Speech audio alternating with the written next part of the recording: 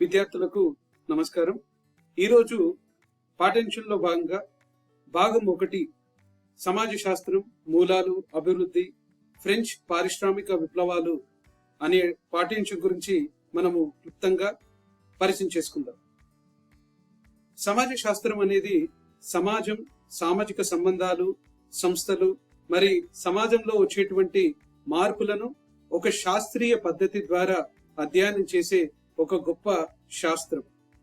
ఆధునిక సమాజంలో వచ్చినటువంటి గొప్ప మార్పుల ఫలితంగా మరి ఈ సమాజ శాస్త్రం అనేది ఉద్భవించింది. ముఖ్యంగా ఫ్రెంచ్ విప్లవం కావచ్చు, తర్వాత పారిశ్రామిక విప్లవం కావచ్చు. సో ఈ విప్లవాల ద్వారా మరి నుండి పుట్టినటువంటిదే సమాజ శాస్త్రం. ముఖ్యంగా ఈ సమాజ శాస్త్రం అనేది మరి ముఖ్యంగా యూరోపియన్ ఖండంలో మరి ఉద్భవించింది. అయితే ఈ సమాజ శాస్త్రం గురించి గనక ఆలోచన చేస్తే దీని యొక్క ఆవిర్భావం మరి ఏ విధంగా అయింది అని అంటే, ఇది 18వ మరియు 19వ శతాబ్దంలో యూరోప్ లో జరిగిన రాజకీయ, ఆర్థిక, సామాజిక మార్పులు మరి సమాజాన్ని ఎంతగానో మరి పూర్తిగా మార్చేశారు. ఎంతగా అంటే సమాజంలో ఒక అలజడిని కూడా సృష్టించారు. సో అలాంటి మార్పులను అర్థం చేసుకోవడానికి ఒక కొత్త శాస్త్రము మరి అవసరము వచ్చింది. ఆ శాస్త్రం పేరే సమాజ శాస్త్రం. అలాంటి అవసరం నుండి పుట్టిందే ఈ సమాజ శాస్త్రం. ముఖ్యంగా ఈ మనకు ఆగస్ట్ కాంటే అనే ఒక సమాజ శాస్త్ర పితామహుడు మనకున్నాడు.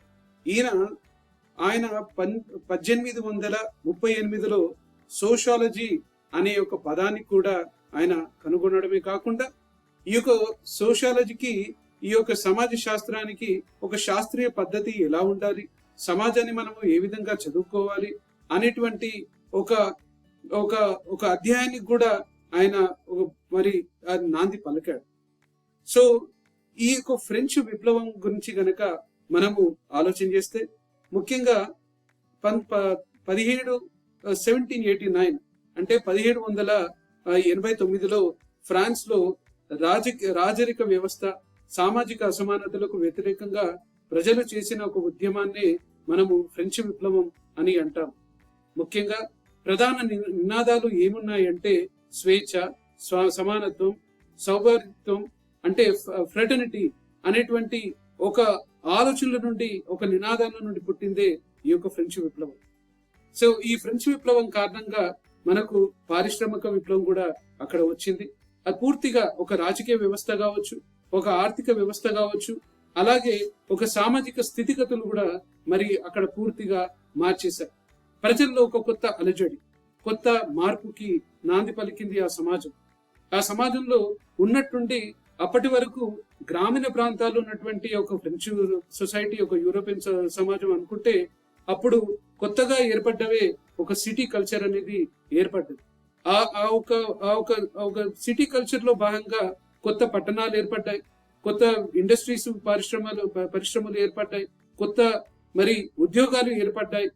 ఉన్నటువంటి ఒక అలజడి, ఉన్నటువంటి ఒక గొప్ప మార్పులకు ఆ ఒక విప్లవాలన్నిటివి నాంది పలికాయి.